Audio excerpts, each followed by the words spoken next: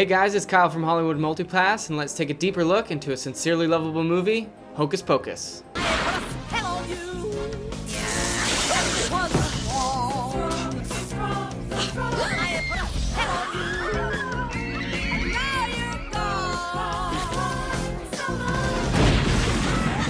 Walt Disney Pictures presents Bette Midler.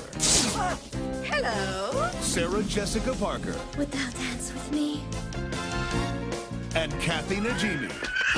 Hocus Pocus. So I got a question for you.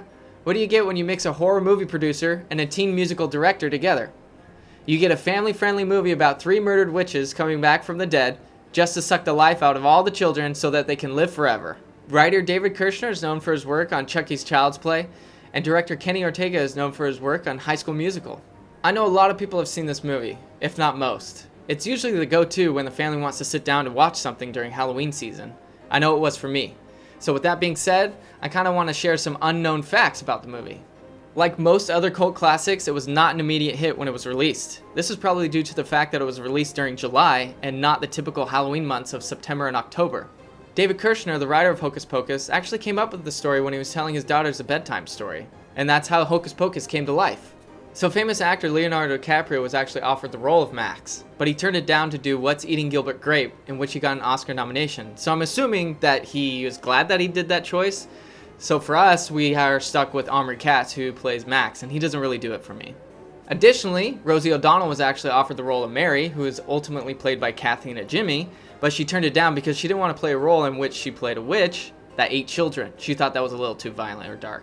And then interestingly enough, Sarah Jessica Parker actually went on a TV show in which they explored her family history and found out that she has a relative that was actually part of the real Salem witch trials. She was convicted of being a witch, but during transit, she escaped, and she was never to be seen again. Doug Jones, who plays that lovable zombie character named Billy, is also known for other monster characters. He's closely related to a lot of Guillermo del Toro movies, like Shape of Water.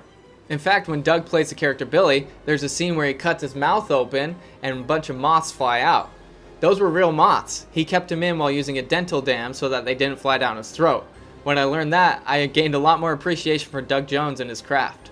There were a total of 9 cats used for the character of Binks. All were used for different personalities. Whether he was just sitting or jumping or running between people's legs, they all had their different purpose. I wonder which one they used for when the bus ran over. Jason Marsden is the voice of the cat Binks, but he doesn't play the human role. That role is played by Sean Murray. Sean Murray was originally the human and the voice of the cat, but after everything was said and done, they didn't like Sean Murray's voice as a cat, so they brought in James Marsden, revoiced the cat, and therefore needed to revoice the human. So literally Sean Murray was only used for his face and was dubbed over with everything else.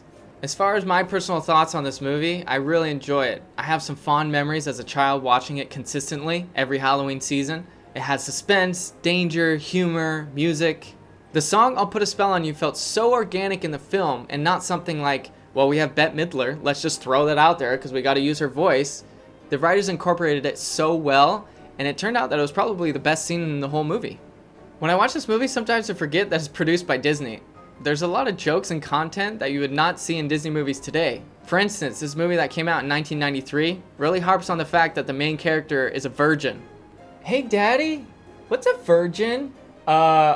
It's someone who lights a black flame candle. Oh, okay. Watching this movie as a kid literally made me think that a virgin was someone who lit a black flame candle. The only reason why all this is uncomfortable is because while you see these scenes happening, you just like grab your phone, you look it up, you're like, wait, this is a Disney movie, right?